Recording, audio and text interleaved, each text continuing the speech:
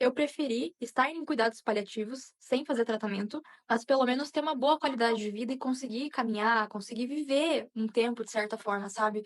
A Isabel tem linfoma de Hodgkin. Essa é um tipo de câncer, que afeta o sistema linfático e, na verdade, ele tem alteração das células de imunidade, principalmente nos linfócitos, que se multiplicam de forma excessiva e se tornam malignos, né, então causando reações inflamatórias, coceiras e aparecimento de ínguas, que são aqueles linfonódulos, geralmente a Uhum. primeiro sintoma que a gente acaba vendo. Então, esse é o diagnóstico da Isabel. E me conta, Isabel, como foi descobrir isso? Como é que iniciou essa jornada? Então, tudo começou quando eu tinha recém feito 15 anos. Foi logo após, da separação dos meus pais e do falecimento do meu avô.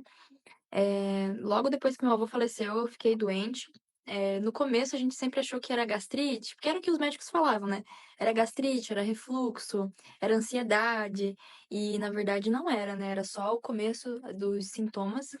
E eu demorei 6 meses para descobrir a doença por conta dos médicos, por falha médica, sempre dando o diagnóstico errado, nunca levantavam para me examinar. Eu também, por não ter conhecimento do corpo, achando que só poderia aparecer caroços, assim, nas mamas em quem é mulher, né, nunca parei para palpar os linfonodos no meu pescoço e tinham de 4 centímetros. Notava que meu coração estava para o lado direito, mas também nunca tinha, assim, pensado que poderia ser alguma coisa, né. Só tinha muita dificuldade para comer, fiquei os 6 meses sem colocar nada na boca, emagreci 11 quilos com isso, muita febre também, coceira, que nem você falou, às vezes eu acordava de madrugada, assim, minha cama ela era encharcada de suor, então foi um processo, assim, bem difícil, mas quando eu descobri através de um raio-x, porque eu tinha 9,5 litros de água no pulmão e não sabia. Aí eu tive que fazer uma drenagem, e nessa drenagem fui encaminhado para o centro cirúrgico, fiz uma biópsia também, da massa que eu tinha no peito.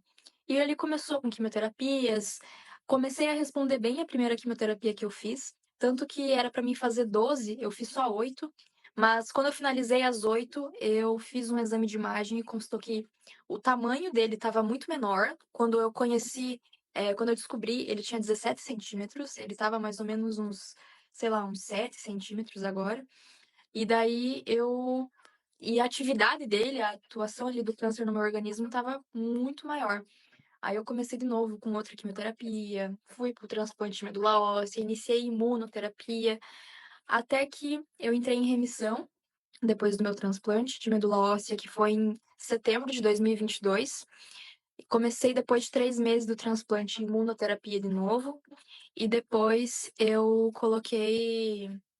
eh, iniciei ali a imunoterapia, só que eu já estava em remissão, só que eu estava fazendo imunoterapia, né, então, assim, era meio improvável que o câncer ele iria aparecer de novo por conta da medicação, mesmo sendo uma doença resistente aos tratamentos que eu faço, uma doença refratária, no caso. Só que depois de 1 mês e meio que eu tinha finalizado o tratamento com a imuno, apareceu um caroço enorme no meu pescoço, maior do que quando eu descobri que estava doente. E no meu tórax, assim, ele estava grande, de uns 10 centímetros, eu imagino, mas nada assim comparado ao que era, sabe? E depois que eu descobri, fui, avisada que iria começar um tratamento assim, sem fim de cura, mas que seria para manter, para estabilizar, mas esse tratamento me deu uma reação muito grave no meu organismo, que eu já falei que eu perdi o movimento das pernas, enfim.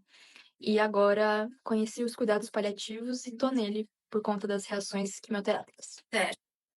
Então, depois do transplante de medula, o que tu fizeste, eu dei uma olhada ali eu ainda sou do tempo do Facebook, na linha do tempo ali nas publicações, eu vi que foi o Keytruda, né, que é o Pembro, né?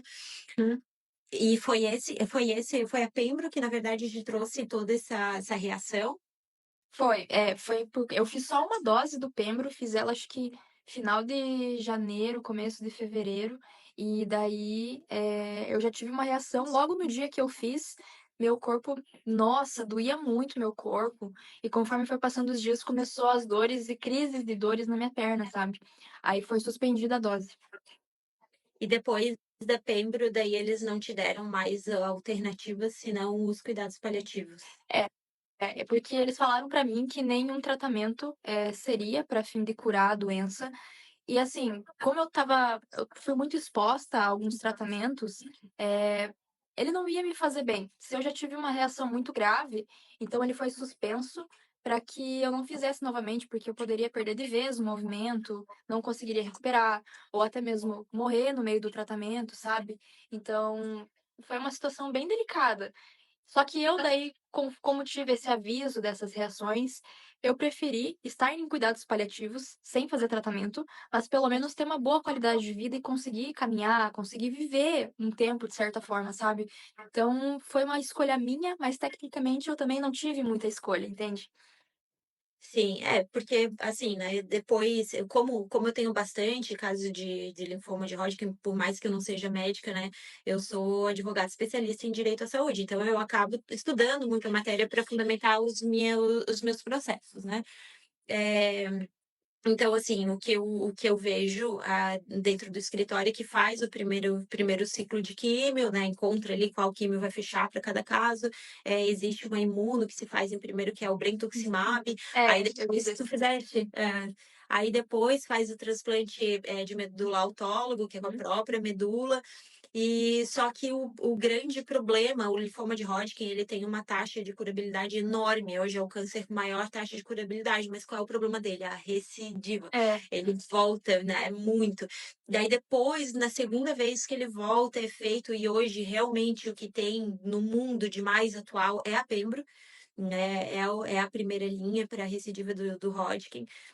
E, com o intuito de conseguir diminuir até fazer outro transplante, que daí é com doador, né. E torcer para que não volte.